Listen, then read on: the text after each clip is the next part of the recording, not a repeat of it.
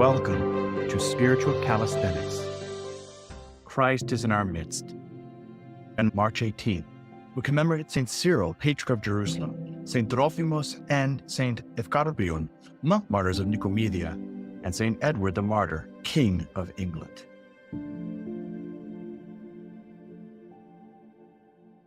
Regarding St. Cyril, this saint was born in 315 and succeeded Maximus as Archbishop of Jerusalem in 350. He was zealous for the Orthodox faith and was a defender of the poor. He was exiled 3 times by the Arian emperors Constantius and Valens, but after their deaths he was recalled to his throne. He reposed in peace in 386. Of his writings, the most prominent are his catechetical lectures, which are considered the most ancient systematic summary of Christian teaching. Before St. Cyril, there have been 2 dioceses, one of Jerusalem and one of Holy Sion. Under St. Cyril, they were united into one bishopric. A model of faith in the image of gentleness, the example of your life has shown you forth to your sheepfold to be a master of temperance. You obtained thus to being lowly gifts from on high, and riches to poverty. Cyril, our Father, and priest of priests, intercede with Christ our God that he may save our souls. St. Edward the Martyr, King of England. St. Edward the Martyr was King of England from 975 until he was murdered in 978. Edward was the eldest son of King Edgar the Peaceful, but was not his father's acknowledged heir.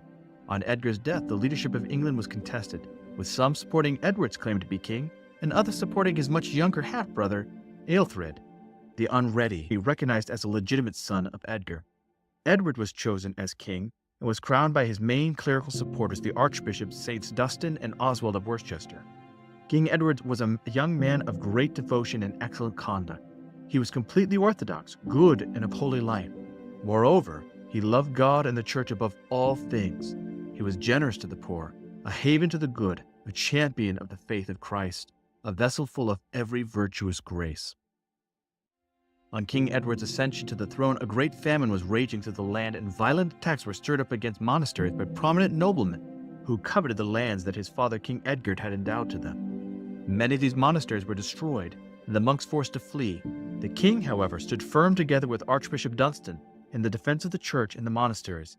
For this, some of the nobles decided to remove him and replace him with his younger brother, Aelfred.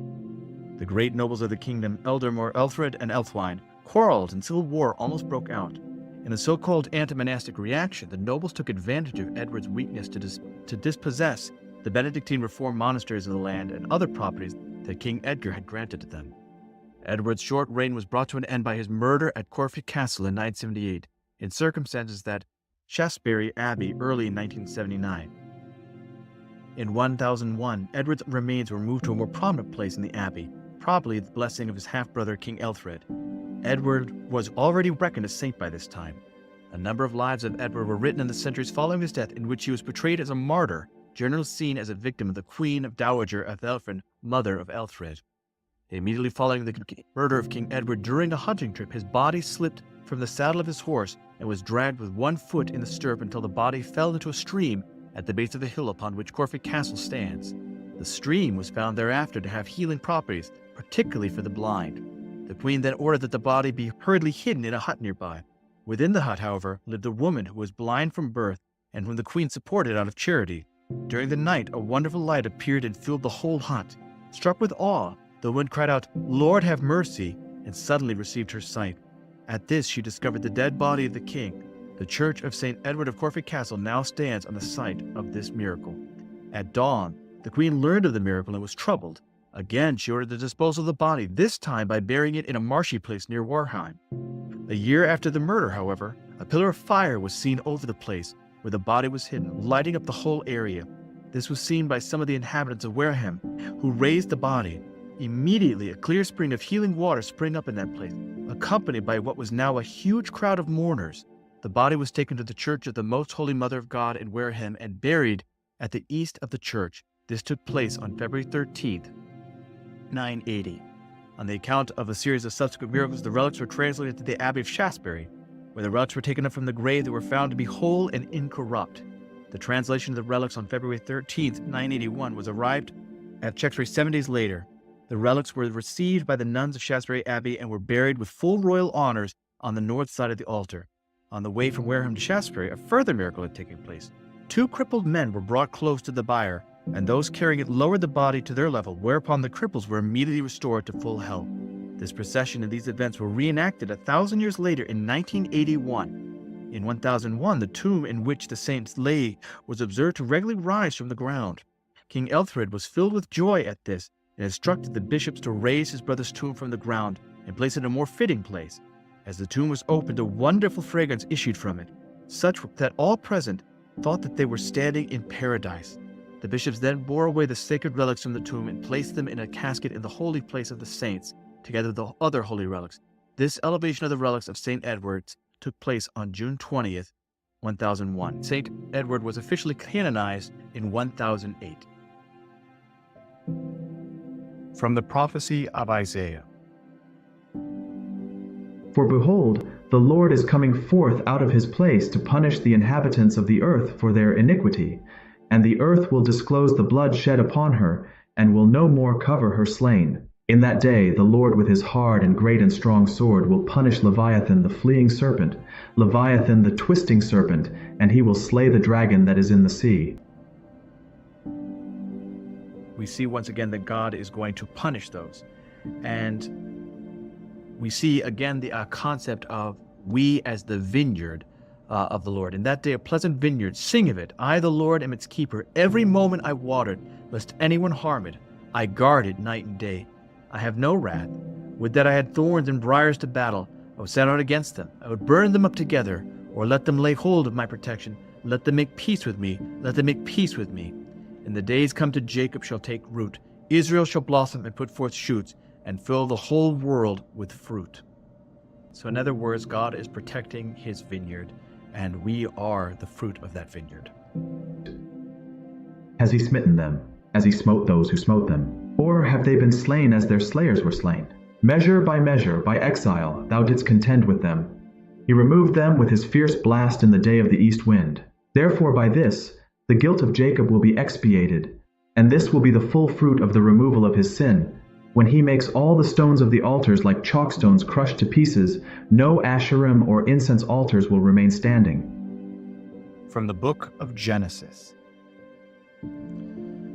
The sons of Noah who went forth from the ark were Shem, Ham, and Japheth. Ham was the father of Canaan. These three were the sons of Noah, and from these the whole earth was peopled. Noah was the first tiller of the soil. He planted a vineyard, and he drank of the wine, became drunk, and lay uncovered in his tent. And Ham, the father of Canaan, saw the nakedness of his father, and told his two brothers outside. Then Shem and Japheth took a garment, laid it upon both their shoulders, and walked backward, and covered the nakedness of their father. Their faces were turned away, and they did not see their father's nakedness. Now this is showing us how evil gossip is, because the whole point of that was to bring the two brothers together so that they could see and laugh at their father. And this is what happens with gossip, where we talk about someone's evil. We are bringing wrath on ourselves because we are inciting people to laugh at someone, to put them down, to denounce them. And so these two brothers who looked away and covered their father, covered his sin, covered the fact that he was drunk and passed out. This is how we ought to behave, that we ought to cover one another's sins in a holy way so that we can help them. Doing what this son did was not right. When Noah awoke from his wine and knew what his youngest son had done to him, he said, "Cursed be Canaan, a slave of slaves shall he be to his brothers." He also said, "Blessed by the Lord my God be Shem, let Canaan be his slave. God enlarge Japheth, let him dwell in the tents of Shem, and let Canaan be his slave." After the flood, Noah lived 350 years. All the days of Noah were 950 years, and he died. These are the generations of the sons of Noah, Shem, Ham, and Japheth. The sons were born to them after the flood. From the book of Proverbs. A prudent man conceals his knowledge, but a fool proclaims their folly. The hand of the diligent will rule, but the slothful will be put to forced labor. Anxiety in a man's heart weighs him down, but a good word makes him glad. A righteous man turns away from evil, but the way of the wicked leads them astray. A slothful man will not catch his prey, but the diligent man will get precious wealth. And the path of the righteous is life, but the way of error leads to death. A wise son hears his father's instruction, but a scoffer does not listen to rebuke.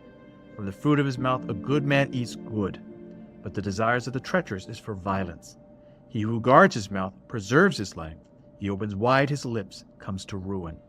The soul of the sluggard craves and gets nothing, while the soul of the diligent is richly supplied.